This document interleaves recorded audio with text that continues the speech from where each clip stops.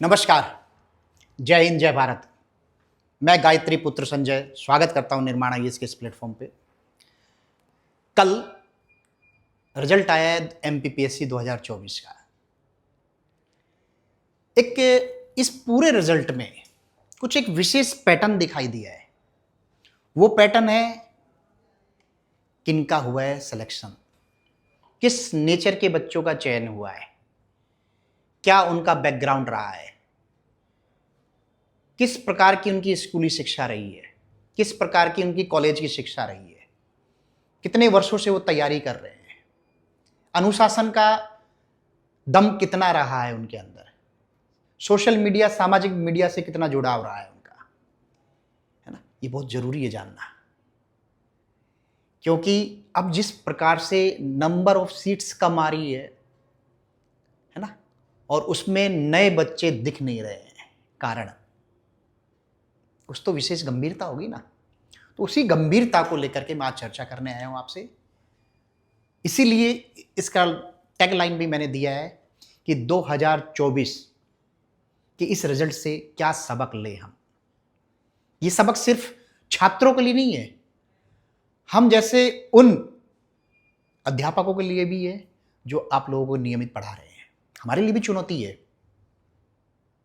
जहां एक तरफ पहली रैंक करके मेंस में इतने अच्छे नंबर आ रहे हैं, 4-5 के बाद में फिर नंबरों का गैप भी बढ़ जाता है। क्या कारण है ऐसे? क्यों पुराने बच्चे ही परिमार्जित हो पा रहे हैं? क्या नए बच्चों में एकदम से इतना दम क्यों नहीं आ पा रहा है ना? कौन है टॉप 10 में, है ना? माध्यम हिंदी बाहुल्य हमारा राज्य है, उसके बावजूद भी अंग्रेजी माध्यम का कोई औचित्य है? इन सब पे मैं विस्तार से चर्चा करूंगा। तो फिर दोबारा से निर्माण आईएएस परिवार में आपका सभी का स्वागत है।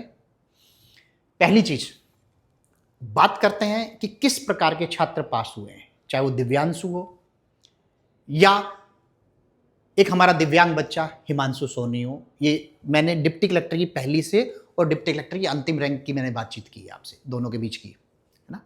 दिव्यांशु वो व्यक्ति है, ये पूर्व में भी चयनित है सीटीआई के पद पे, अभी गुना में पोस्टेड रह रहा है ये, है ना। वहीं हिमांशु वो कौन बालक है? वो पहले एडी स्कूल बन चुका है ना। अगर मैं बात करूं कि सामान्य श्रेणी में भी बच्चा पुराना है और इवन दिव्यांग श्रेणी में भी पुराना बच्चा है ना। मीन्स समय दोनों का कितना है? 4 साल 5 साल से नियमित लगे हुए हैं। चाहे प्रहलाद हो नियमित, विनय बाबू हो, चाहे वो डीएसपी में पूजा बनी हो, है ना। ये सब लोग कौन है? नियमित लंबे समय से लगे हुए। इससे पहले पुराने रिजल्ट्स में चाहे प्रिया हो, चाहे अजय बाबू रहे हो, पहली रैंक वाले रहे हो, अजय गुप्ता जो मुरैना से रहे हैं, वो लोग कौन थे? जिन्होंने समय दिया है, भरपूर सींचा है अपनी तैयारी को, वो लोग पास हुए हैं। कारण ये जो तैयारी है ना, ये मात्र तैयारी आपका एक सिलेबस नहीं है कि किताबें उठाई हम लोग पचा के चले गए, मात्र उसका नहीं है।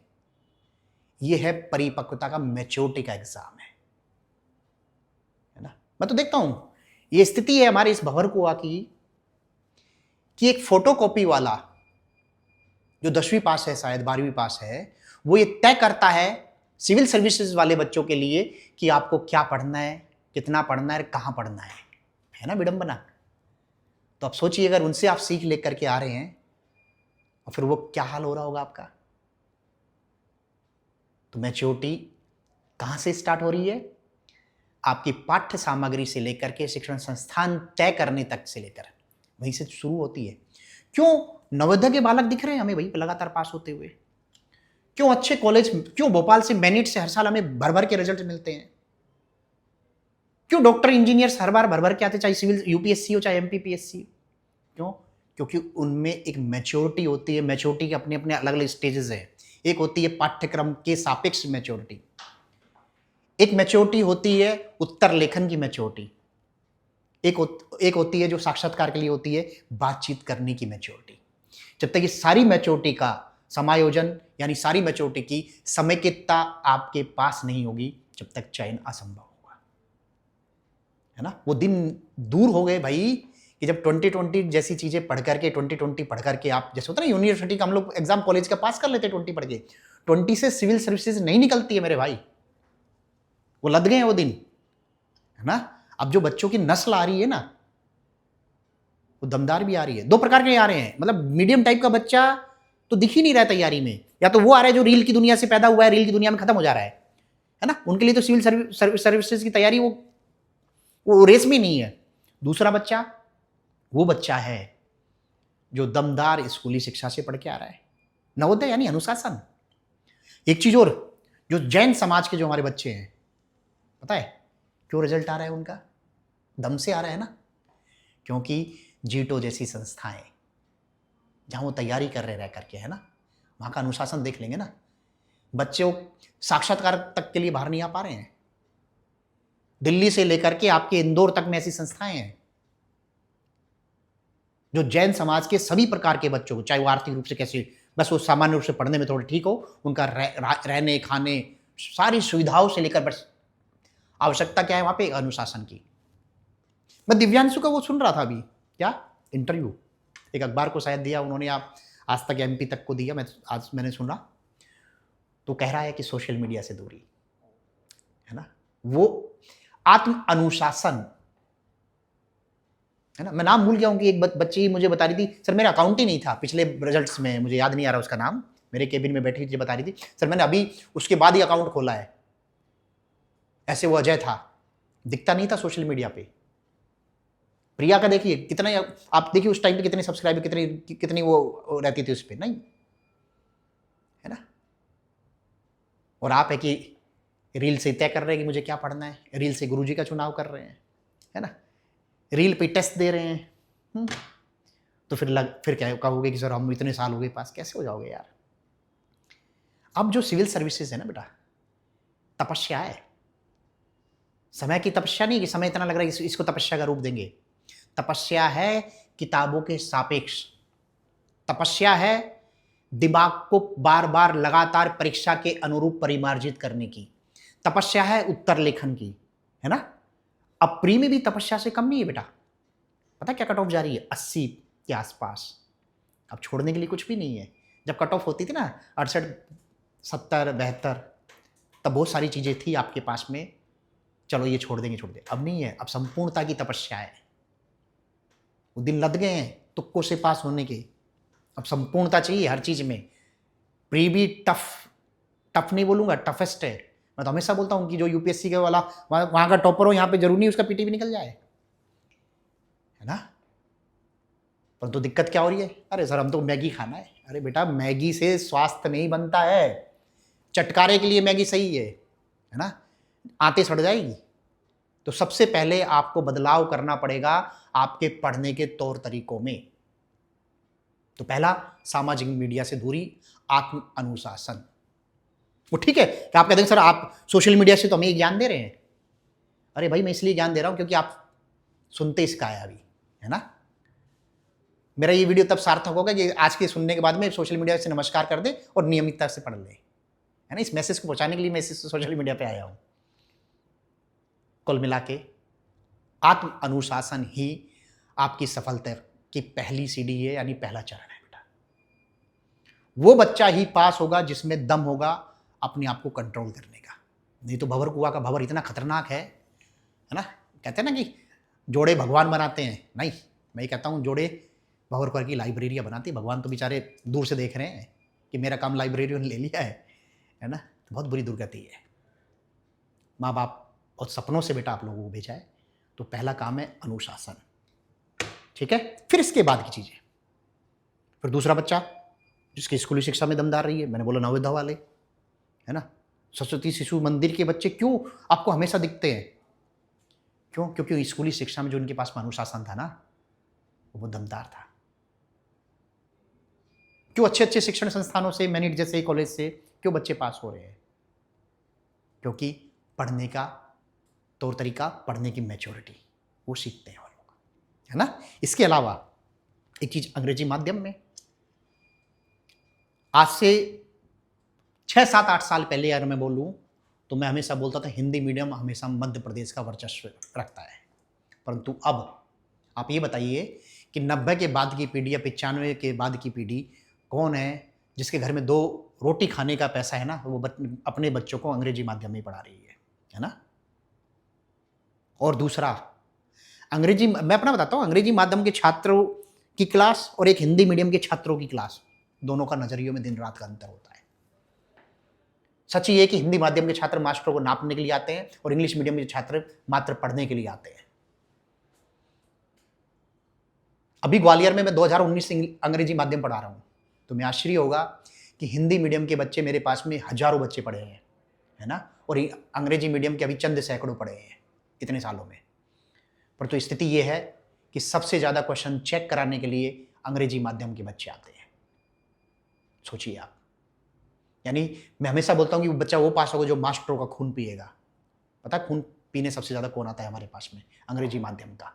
और इसी कारण से अंग्रेजी माध्यम के बच्चे लगातार नियमित टॉपर्स में दिखते हैं हमें। क्यों?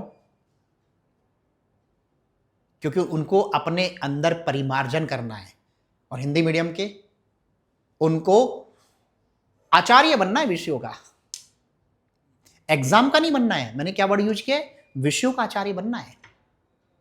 अरे भैया, पूरी तैयारी का जो माई बाप है, पता है अंग्रेजी माध्यम वालों को पहले से एकदम विजन क्लियर है, पिक्चर क्लियर है उनके सामने कि मेरी पूरी तैयारी का जो माई बाप है वो मेरा सिलेबस है और प्रीवियस ईयर का क्वेश्चन बैंक है। और हिंदी मीडियम का, अरे सर वो भैया ने कहा ये पढ़ लेना है, अरे सर भैया ने वो कहा ये वाली किताब आई है, अरे सर वो भैया ने कहा है। अरे भैया इतनी मोटी फीस हम कोचिंग वालों को दे रहे, कुछ हमारी सुन लो यार, है ना? यानी भैया मतलब मठाधीश। हिंदी मीडियम उससे बाहर नहीं निकल पाया अभी तक। मेरी हर क्लास का प्रवचन हो कह लो या कुछ भी कह लो कि बेटा वो बच्चा मठाधीशों से दूर रहिए, है ना? क्योंकि मुझे पता है कि हम भी मठाधीशों के चक्कर में आके यहाँ पे खड़े हुए हैं आज, है ना? तो बहुत गंदी चीज़ है मठाधीशी के चक्कर में फंसना। और ये भंवर कुआं में मुझे लगता है कि हर चाय की दुकान पे, हर लाइब्रेरी में आपको मठाधीशों का ही वर्चस्व मिलता है। लाइब्रेरी में एक पैटर्न दिखता है कि एक लाइब्रेरी में लगभग पता चला कि कोई मठाधीश का वर्चस्व है तो वो जो चीज़ पढ़ रहा है उसी की किताबें उस लाइब्रेरी में मिलेगी एक लाइन से। मैं गारंटी दे रहा हूँ, चेक कर लेना। मेरे मेरे मेरे कैंपस में मठाधीश 2-3 बैठते हैं, है ना?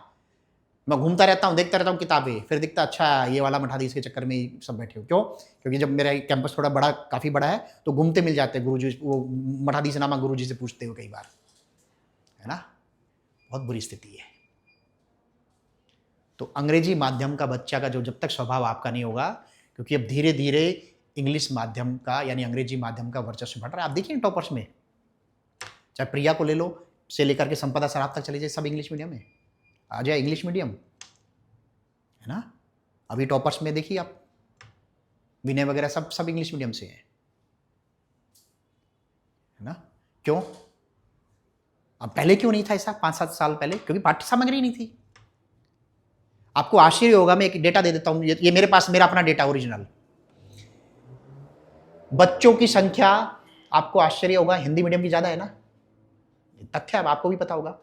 परंतु, और मेरा ये मानना है, आज मैं दम से बोल रहा हूं, मानना नहीं क्योंकि मुझे पता है मेरी संख्या में कितनी किताबें बिक रही है हमारी, 3 गुना खपत इंग्लिश मीडियम की हो गई है पिछले 1 साल 1.5 साल में। आपको आश्चर्य होगा कि जहां 100 किताब हिंदी मीडियम की बिक रही है, वहां 300 किताबें अंग्रेजी मीडियम की बिक रही है, निर्माण की। क्यों? क्योंकि अंग्रेजी मीडियम के बच्चों को मोटी किताब पढ़ने में डर नहीं लगता है, वो दम से पचा रहा है उसको, क्योंकि उसको 20-20 पढ़ने की आदत नहीं है, उसको संपूर्णता चाहिए, है ना? वो बच्चा खुद से सिनॉप्सिस बना के बैठता है उन किताबों से, बट आदत नहीं है ना? जैसे सोशल मीडिया आ गया तो मैं बताने लगा हूं, पहले तो ये होता है, कोरोना से पहले कोई सिनॉप्सिस जानता नहीं था, क्योंकि मैं उतना ऑनलाइन नहीं था, ये सिखाया हमने, मैं इसमें अपनी पीठ थपथपा लेता हूं। सिनॉप्सिस वर्ड को जो पॉपुलर करने का रहा है, तो उसमें निर्माण का मेरा बड़ा योगदान रहा है, मैं मानता हूं इस चीज को। पहले कोई नहीं बताता था इस चीज को, है ना? पर तो इंग्लिश मीडियम का बच्चा है ना भाई, बर्थ ही सीख के आता है। और जहाँ पे बैकग्राउंड अगर इंजीनियर हो तो छोटी छोटी पुर्ची बनाने की तो उनकी आदत रही है ना? इसलिए वो पास हो रहा है, क्योंकि उसमें क्षमताएं हैं किसी भी विषय को छोटा रूप देना और उसको फैला लेना, है ना? ये कब आएगा? जब विषय की संपूर्णता आप में होगी। फिर उसके बाद में उत्तर लेखन, अब वो दौर आ रहा है कि मेंटरशिप हमने अभी चालू की है, मतलब इतने बच्चे आ गए कि इंग्लिश मीडियम की मेंटरशिप चालू कर दीजिए सर, मेरे ऊपर इतना दबाव आ रहा है अभी, है ना, और कर रहे हैं हम लोग जल्दी। क्यों? अरे सर आप तो हिंदी मीडियम के दे रहे हो, रिजल्ट हम लोग दे रहे हैं, ये बच्चे तक बोल के जा रहे हैं मुझे, सोचिए आप, है ना। पर आप खुद के आसपास में देखना, एक हिंदी मीडियम का बच्चा और एक इंग्लिश मीडियम का बच्चा है, दोनों में अंतर समझ में आ जाएगा। क्योंकि मैंने क्लास में खुद ने देखा है कि जहाँ हिंदी मीडियम का बच्चा मास्टर को नाप रहा है, वहीं वो अपने आप में परिमार्जित कर रहा है, वो है अंग्रेजी मीडियम का बच्चा, है ना। तो करना तो पड़ेगा यार, रेस है बेटा ये, है ना। संख्या तो सीमित है, 24 में 110 थी, अब इसमें तो कितनी है, सैकड़ों पार नहीं हो रही है। अब दम तो भरना पड़ेगा भाई तैयारी का। 4-5 साल पुराने बच्चों को अगर पीछे छोड़ना है तो उनके बराबर की आंसर राइटिंग की प्रैक्टिस आप में होनी चाहिए, दम होना चाहिए, वो तभी आप कर पाएंगे, अन्यथा बहुत दिक्कतें होंगी हमें, है ना। फिर एक वही डर, मोटी मोटी किताबें, निर्माण भी बदनाम है इस चीज़ के लिए। सोच के देखिए, इंग्लिश मीडियम में, हिंदी मीडियम में पता है कुछ टाइटल सबसे कम बिकते हैं मेंस के, पॉलिटी, हिस्ट्री, खासतौर से इंडियन की बात कर रहा हूँ मैं, एमपी तो दबा के बिकती है, और इंग्लिश मीडियम में बराबर बिकती है, और लगभग उन बच्चों के पास में और भी कोई किताबें भी होती है, वो लक्ष्मीकांत भी पढ़ रहा है साथ में, है ना। और यहाँ पे अरे सर बहुत मोटी किताब है आपकी, अरे भैया मैं किताब दे रहा हूँ, पढ़ लो, है ना। इंग्लिश मीडियम वाले बच्चे क्या करते हैं कि एक बार निर्माण किताब से बनाया अपना बेस, है ना, यानी सिनॉप्सिस, और उसके बाद में करंट अफेयर से सिनॉप्सिस को परिमार्जित कर रहे हैं, इंट्रोडक्शन पहले से दिमाग में बैठा करके फिक्स कर ले रहे हैं कि अगर सोशल हार्मोनी का टॉपिक है तो मुझे इसमें कंक्लूजन क्या रखना है, डाइवर्सिटी वाला टॉपिक है तो इसमें मुझे इंट्रोडक्शन क्या रखना है, ये पहले से प्लान्ड है उनके पास में। और आप सोच लेंगे सर एग्जाम में भूमिका ही तो लिख लेंगे, है ना। फिर दूसरा 2020 जैसे नोट्स पढ़ने की आदतें रही है आपकी, 4 पेज एक्स्ट्रा पढ़ लोगे तो पता नहीं कौन से नानी याद आ जाती है आपको, है ना। मठाधीशों के चक्कर में फंसे रहेंगे। अरे भैया आपको भी मठाधीश बनना है तो फिर उनकी बात मानते रहिए, आप जाइए एक बार फिर तय करवाइए। आपको अंग्रेजी मीडियम वाला बच्चा कभी भी फोटोकॉपी की दुकान से नहीं पूछता है कि मुझे कौन सी किताब पढ़नी चाहिए, आई बात समझ में। और हिंदी मीडियम वाले, अरे भैया थोड़ी पतली सी किताब बता दो यार, अरे मूर्ख आदमी, माँ बाप का पैसा है, माँ बाप का पसीना है, पैसा नहीं है यार, माँ बाप आपका समय भी है ना। वो तय करेगा फोटोकॉपी वाला कि कौन सा नोट्स मुझे पढ़ना है, कौन सी किताब पढ़नी, कौन सी कोचिंग तय करनी है ना। स्थिति ये है आपके इस इंदौर के बाजार में, सड़क पे टहल रहे एक व्यक्ति तय करता है कि अरे भैया इस कोचिंग में जाइए, आपके अंदर इतना विवेक भी नहीं है कि मैं उसकी क्लास में बैठ के चेक करूं कि कितना समझ में आ रहा है कितना नहीं आ रहा है। और अंग्रेजी मीडियम वाला बच्चा पहले तय करता है। ये स्थिति अंतर तो करना पड़ेगा यार, है ना। यानी आपको पढ़ने के सापेक्ष टू द पॉइंट तो होना पड़ेगा, उत्तर लेखन के सापेक्ष टू द पॉइंट तो होना पड़ेगा, फालतू चीजें मत करिए यार। खैर आपकी मर्जी है ना। तो बेटा मोटी मोटी किताबों से डरो मत, चुपचाप मोटी मोटी किताबें उठाइए, है ना। भाषा जो मैंने बोला, उत्तर लेखन की परिपक्वता, उत्तर लेखन की परिपक्वता का पहला नियम है भाषा पर पकड़। और तुमने पढ़ी 2020 तो भाषा पर कहाँ पकड़ बनाएंगे भाई, निबंध नहीं लिखना आता है, 4 मेंस लिख चुके हैं, क्योंकि भाषा है ही नहीं। चाचा की उम्र के बच्चे हो गए हैं, 4 मेंस हो गया, 5 मेंस ले गया कि निबंध नहीं लिखना आ रहा है सर। क्यों? क्योंकि हमने कभी पढ़ाई नहीं है उस तरह से। कॉलेज यूनिवर्सिटी में 20 पढ़ के आए थे, यहाँ पे भी 20 की आदत पड़ गई। अरे भैया वो कॉलेज यूनिवर्सिटी में जो सब्जेक्ट लेने की 20 पढ़ने के लिए इसलिए ताकि यहाँ पे टाइम दे लो आप, इसलिए कई बार बोल देते आर्ट्स की सब्जेक्ट ले लीजिए आप, है ना, ताकि यहाँ पे थोड़ा सा फैटी किताब पढ़ लो, कोई दिक्कत नहीं हो। बट क्या किया, वहाँ पे पढ़े नहीं, यहाँ पे भी 20 की आदत पड़ गई आपको। बच जाओ भाई, कुछ नहीं रखा इन चीज़ों में, आई बात समझ में। फिर दूसरी चीज़, असेसमेंट नहीं करना। ये वो बच्चे हैं, आप देखिए अभी कॉपियाँ आ गई, कई कोचिंग वाले कॉपियाँ भी डालते हैं, है ना। उत्तर लेखन, कई ऐसे बच्चे अभी भी है कि जो नौकरी भी कर रहे हैं सरकारी से, पुराने बैच में हो गए, अभी भी 25 का टेस्ट लिख रहे हैं वो। कम से कम 20 बच्चे ऐसे हैं मेरे पास में अभी 2025 की टेस्ट सीरीज जो अभी दोबारा चालू की है, जिनको हमारे यहाँ कॉपी जांच करके भेजी जा रही है ना, जिसमें एक डीएसपी भी है। सोचिए, इंग्लिश मीडियम का लड़का है वो कॉपियाँ भेजता है, टेस्ट लेता है, कॉपियाँ लिखता है। सोचिए समय कितना मिल रहा होगा मात्र बेचारे को, है ना। और तुम भंवर कुआं पे बैठ के भी अरे सर लिख लिया, अब क्या, अरे नहीं है ना। एक तो हम कोचिंग वाले भी हैं, असेसमेंट के नाम पे, कॉपी चेक करने के नाम पे खाना पूर्ति करते हैं सामान्यतः। और आप में वो क्षमता बची नहीं कि जाके गुरुजी से पूछ लूँ कि मैं सर मैं इसमें नंबर क्यों कटे, मेरे क्यों आए, है ना। जैसे मैं बोलता हूँ मास्टरों के खून पीने वाला बच्चा ही पास होता है ना। जैसे निर्माण में बोलता हूँ कि बेटा हर कॉपी मुझे भी चेक कराओ, जो गुरुजी क्लास में पढ़ा रहे उसको भी चेक कराइए, और आके जवाब लो ना कि सर आपने 2 में से 1 नंबर क्यों दिया। कोई नहीं आता है। इंग्लिश मीडियम वाले लगभग 90% आते हैं, हिंदी मीडियम वाले 10% भी नहीं आते हैं। आइए आश्चर्य होगा आपको, ये फैक्ट है ना। और उसमें भी वो बच्चे आते हैं जो बहुत सीरियस पढ़ते में, है ना। कई बच्चे तो ऐसे हैं उनकी शकल तक याद होगी कि इंग्लिश मीडियम का हिंदी मीडियम का। सोचिए, है ना। जब तक आप इस परंपराओं से नहीं गुजरेंगे तब तक चयन होना नामुमकिन है ना। वो दौर नहीं बचा है भैया कि चंद पेज पढ़ करके पास हो जाएंगे हम।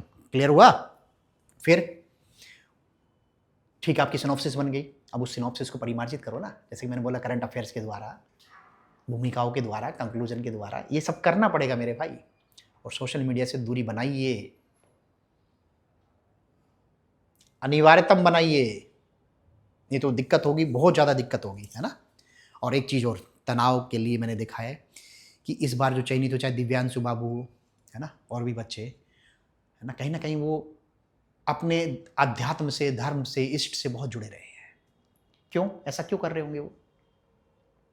तनाव ना आए, उनके दैनिक जीवन में सुचिता बनी रहे, है ना। क्योंकि हो क्या रहा है कि आपके सराउंडिंग में, अगर मैं भंवर कुआं की बात करूं, बिगाड़ने के यंत्र बहुत सारे हैं। आपके मोबाइल से शुरू होते हैं, आपके बगल में बैठने वालों के लोगों के साथ तक। ऐसे में आंतरिक, अंतर्मन, मस्तिष्क सभी की सुचिता ही चयन देती है, सिलेक्शन देती है। वो सुचिता तब आएगी जब आपके पास में हर नकारात्मक सोच को मारने के लिए कोई उपकरण होगा। वो उपकरण होता है आपका धर्म, आपका अध्यात्म। बहुत जरूरी है।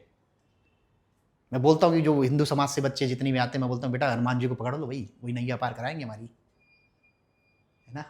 क्यों? मुझे अच्छा लगता है कि मैं यहीं सामने इंद्रपुरी कॉलोनी में रहता हूँ, मैं, मेरा गेस्ट हाउस वहीं है।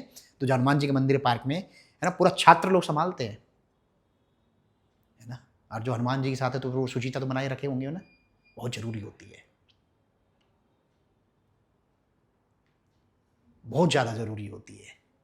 तो आप जिस भी धर्म को मानते हैं, जो भी आपकी पूजा पद्धति है ना, उसके सापेक्ष अपने दैनिक दिनचर्या को मेंटेन करिए, ताकि एक आत्मिक, बौद्धिक, मानसिक सुचिता आपके मन मस्तिष्क में बनी रहे। बहुत ज़्यादा जरूरी बेटा, पूरी तैयारी, नहीं तो भटका होगा, है ना। स्थिति ये होती है कि एक बार रील चालू होगी ना, तब कब कब कहाँ पहुंच गई पता नहीं, एक लगा कि 1 घंटा हो गया। जो मैंने कुछ समय पहले एक रील बनाई थी व्हाट्सएप टाइटिल्स की, है ना, वो अच्छे अच्छे बच्चों को हो गया है। ये है ना, ये सब फूल गए हैं, उंगली कर करके, उंगली कर करके। बचिए, कुछ नहीं रखा इन चीज़ों में, है ना। तो ये जो आज जो भी मैंने, हो सकता है आपको ये फालतू की बातें लगे, अरे सर प्रवचन प्रवचन है। हाँ एकदम प्रवचन है, समाज में प्रवचन बहुत जरूरी होते हैं।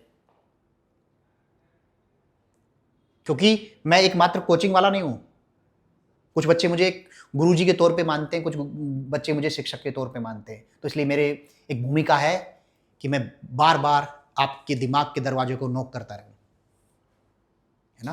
क्योंकि मुझे वो नोबल कार्य करने का भगवान ने एक कार्य सौंपा है। आप कुछ भी समझिए, प्रचार समझ लिए, ये वीडियो के पीछे आप मानिए प्रचार कर रहे हैं अपना गुरुजी, एकदम मानिए, कोई दिक्कत नहीं है मुझे। मेरा प्रचार भी सुचितापूर्ण प्रचार है, परंतु आपकी पढ़ाई सुचितापूर्ण नहीं है, बहुत जरूरी है। कल मैंने एक वीडियो बनाया है, देखा था ना आपने, वो हिमांशु बाबू का, एम्बुलेंस में लेटा हुआ व्यक्ति बेचारा, पूरा बोर्ड एम्बुलेंस में बैठ के उसका साक्षात्कार है, 131 नंबर लाता है वो।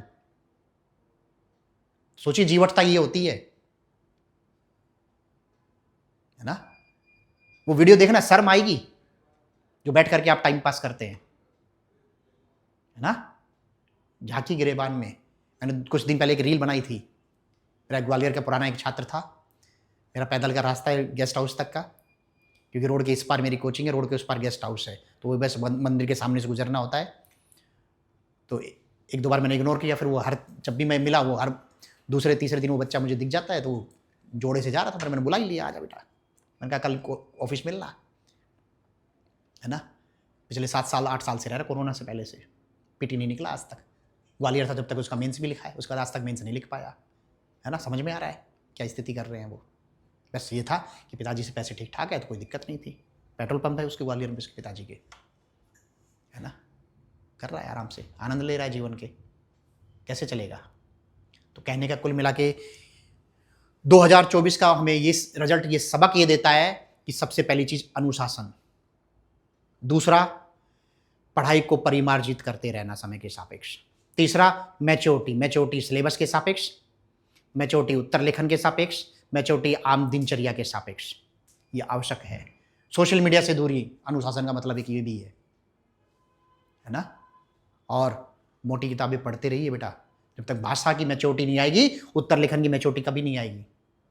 आपको लग रहा होगा कि सर निर्माण किताब के कारण मोटी मोटी पतली कर रहे हैं, हाँ एकदम कर रहा हूं भाई, क्योंकि हमारी किताब न्याय करती है आपके पाठ्यक्रम को। हमारी किताब हर साल आपको देती है कि मेंस के अंदर 80-90% लगातार क्वेश्चन देती है हर साल, कोई किताब नहीं देती। इसलिए मैं बोलता हूँ भाई, हक से बोलता हूँ मैं, है ना। मेरी प्री किताबें हमेशा संपूर्णता देती है आपको, इसलिए मैं बोलता हूँ भाई। पेज नंबर देने का मद्दा सिर्फ निर्माण में और किसी में नहीं, इसलिए मैं बोलता हूँ क्योंकि मैंने पाठ्य सामग्री की पेपर के सापेक्ष PYQs के सापेक्ष सूचिता बनाए हुए रखी है, इसलिए इतना ऐसा हो रहा है। इसलिए मैं पढ़ने के लिए दम से बोलता हूँ बेटा, है ना। और जो मैंने बोला ना इंग्लिश मीडियम का से 3 गुना, इंग्लिश मीडियम की हिंदी मीडियम से 3 गुना सेल है, कारण इंग्लिश मीडियम का बच्चा मोटापे से डरता नहीं है, दम से किताबें पढ़ने की आदत है, इसलिए लगातार चयन। और जिस तरह से रेशियो जो बढ़ रहा है हिंदी मीडियम का घट रहा है ना, जैसे आज यूपीएससी में स्थिति है कि वो सर्च लाइट लेके घूमोगे, इंग्लिश मीडियम के रिजल्ट के अलावा हिंदी मीडियम का रिजल्ट मिलता नहीं है यूपीएससी में, वो दिन दूर नहीं जब ये MPPSC में होने वाला है जल्दी। इससे पहले चयन ले लो, सुधर जाइए, ठीक है। तो यही सब सबक था। चलिए बहुत लंबा चौड़ा भाषण हो गया है, मुझे लगता है कि बहुत काम का होगा और जरूर सुनना। और अगर उन बच्चों को जरूर सुनाना, उन मित्रों को जरूर सुनाना जिनका भला चाहते हो। हाँ दुश्मनी निकालनी है तो ठीक है, मतलब कोई जरूरत नहीं है। अगर आप उनका भला चाहते हो तो जरूर सुनाना उन बच्चों को और सबक लेना बेटा, है ना। और एक चीज लास्ट में, आपके पास आसपास ऐसे बच्चे जो दिव्यांगता की श्रेणी में आते हैं, आर्थिक स्थिति बहुत खराब है, वो जरूर मुझसे संपर्क साधे। मेरा नंबर और मैं दोनों ही बहुत ही आसानी से उपलब्ध है, ठीक है। तो आपके पास में ऐसे बच्चे हो तो जरूर मुझसे मिले। और वो बच्चे जो कई सालों से तैयारी कर रहे हैं, चाहे प्री नहीं निकल रहा हो, चाहे मुख्य परीक्षा नहीं निकल रही, वो जरूर मुझसे मिले। अभी मैं लगातार मैं इंदौर की सूचना भी मैं देता रहता हूँ। मैं इंदौर में जब मेरा प्रवास होता है, ग्वालियर रहता हूँ, तो उसकी भी मैं सूचना देता रहता हूँ। और समय समय पर मैं मुख्य शहरों में, भोपाल में भी और जबलपुर जैसी जगह पे भी जा करके मैं बच्चों से बातचीत करता रहता हूँ। तो जहाँ पे भी जैसी भी आपको सुलभता हो, आके मिले, है ना। और मैं उसी तरह से हर बच्चों को राय देता हूँ, चाहे वो मेरा रेगुलर बैच का 1 लाख की फीस वाला बच्चा हो, चाहे मेरे पास में आज जीवन में पहली बार, या मुझे आगे ये भी पता है कि उससे फीस नहीं मिली, तब भी मैं वही ईमानदारी से मैं आपसे बात करता हूँ, ठीक है। तो एकदम अपने दुख और दर्द के साथ भी मुझसे बात कर सकते हैं, उनको साझा करने के लिए भी, दूर करने के लिए मेरी जो क्षमता है मैं उस पर भी कोशिश करता हूँ। बस पढ़िए और जीवटता के साथ पढ़िए, संपूर्णता के साथ पढ़िए, ईमानदारी से पढ़िए, अपनी व्यक्तिगत मानसिक और शारीरिक सूचिता के साथ में, अनुशासन के साथ में पढ़िए। जय हिंद, जय भारत, नमस्कार।